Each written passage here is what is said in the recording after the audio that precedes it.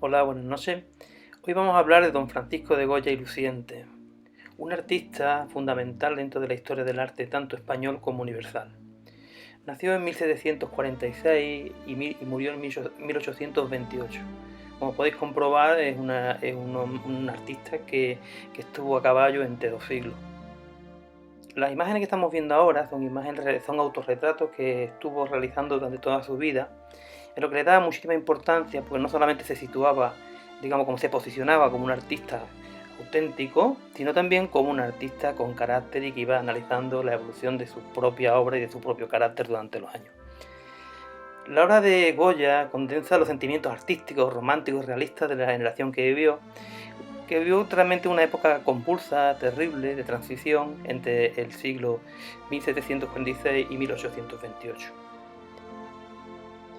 Recordaros que este artista tuvo una vida muy larga, y recogió también su experiencia vital, los acontecimientos más importantes, más relevantes de la historia de España del momento. La primera obra que vamos a ver es una obra que se llama El Quitasol, donde Goya hace un análisis de lo que serían los ropajes de los tipos populares muy en boga dentro de los artistas románticos. Al mismo tiempo también analizó de fondo lo que sería la vestimenta de tanto de los majos como de las señoras de la alta nobleza de España. También este tipo de obras se pusieron de moda y también conformaron lo que sería lo que es la Real Fábrica de Tapices de España, donde se hacían los modelos sobre los cartones. A nivel compositivo también podéis ver cómo el artista analiza la estructura de la propia obra. Dentro también del apartado de lo que el análisis de lo que es la vestimenta de la época, podemos ver dos ejemplos de la maja vestida y la maja desnuda que realizó el propio Goya de su amante en aquel momento, la duquesa de Alba. Esta señora mantuvo relaciones con nuestro artista durante mucho tiempo y lo podemos ver en algunos lugares como Cádiz, Madrid. Y digamos que siempre la familia de Alba ha estado muy presente dentro de toda la historia de España y también, por supuesto, de la historia de la pintura. Como sabemos, Goya era pintor real y tenía la obligación de pintar una serie de cuadros que servirían para decorar los reales sitios. Para esta función realizó el cuadro La familia de Carlos IV, que aparece aquí en primer término Carlos IV, la reina María Luisa, rodeada de todos sus infantes, todos sus hijos. Aparece también una señorita girando la cara, que sería la futura reina, que en este caso todavía no se sabía el nombre de ella, y el futuro rey Fernando VII. Justamente sobre su cabeza aparece el propio Goya retratado, buscando cierto paralelismo entre este cuadro y las meninas de su tan admirado Velázquez. Este cuadro es un análisis profundo de la psicología de los personajes y en cierto modo en algunos momentos de ciertas caricaturas de algunos de ellos.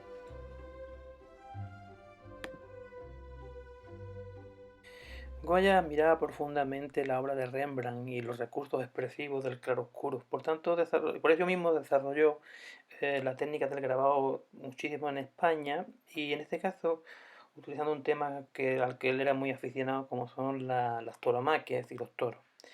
En esta tauromaquia hacía auténticos estudios antropológicos relacionados no solamente con la lidia, sino también con los personajes que se retrataban y los propios toreros.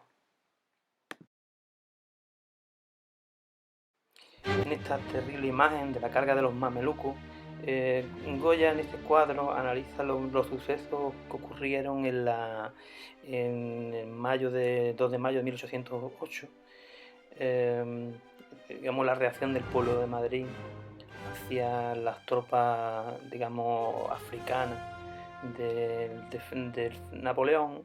Y como veis, esta es una composición aparentemente enmarañada, es una composición centrífuga en la que podéis analizar todo el análisis que hace el propio artista relacionados con el movimiento, la dinámica, los colores y la propia expresividad de la violencia. Como consecuencia de estos sucesos del 2 de mayo, También son estos siguientes sucesos que fueron los fusilamientos del 3 de mayo, donde el artista toma partido, con una composición realmente genial, toma partido por los torturados, en este caso por las víctimas, desplegando toda una serie de recursos del claro oscuro, de la potencia del color blanco, de la composición agresiva, del dramatismo de los retratos, de la potencia del color, y buscando siempre el mayor efecto. En estos momentos el propio artista se está convirtiendo casi en un periodista del momento, y todo esto realizado con una gama cromática muy reducida. Fruto de todos estos acontecimientos, Goya desarrolla una serie de obras que son los desastres de la guerra, también son grabados, y digamos casi una radiografía del momento de grandes brutalidades, grandes dramáticos que están ocurriendo en la España de la Reconquista, pero la Reconquista hacia las tropas francesas. Fruto de esta reflexión interior aparecen otra serie de grabados que están relacionados no solamente con los desastres de la guerra, sino también con los caprichos y las propias obsesiones del artista. Esta serie de grabados a veces tocan temas tradicionales, a veces temas aparentemente ridículos, pero siempre con una doble lectura de que luego influirá muchísimo en lo que serían los artistas surrealistas cuando realizaban los sueños. Y claro, en los sueños están las pesadillas, que es donde Goya despliega todo el abanico de sus pinturas negras. El tema de la brujería, de la muerte, el tema del romántico, de la destrucción del ser humano. Por supuesto siempre mirando hacia atrás, porque este cuadro de Rubens, que Saturno devorando a su hijo, el propio Goya también despliega a su manera, de la Quinta del Sordo, que es el lugar donde pintó estos murales, también despliega como esta manera brutal de analizar lo que es la mitología clásica, siempre de una manera más austera, muchísimo y muy española. En esta época Goya cae enfermo, profundamente enfermo, y va aislándose cada vez más del círculo de amistades. Y poco a poco se va haciendo mayor, es exiliado a Burdeos, y solo vuelve una vez a España, donde le pintan este cuadro, retratan que actualmente está en el Museo del Prado, y ya su actividad como artista va decayendo también por su edad, aquí tenía 72 años, y el último cuadro que se conoce fue la lechera de Burdeos, que este precioso cuadro, que a veces se habla de que no es de su autoría, pero que confirma una serie de características que influirán profundamente en la pintura posterior, no solamente en el impresionismo, sino también en el expresionismo y en los artistas del siglo siguiente. Bueno, estas son las obras que hemos visto y que tendremos que profundizar en ellas, no solamente en el libro, sino para el examen. Muchos saludos.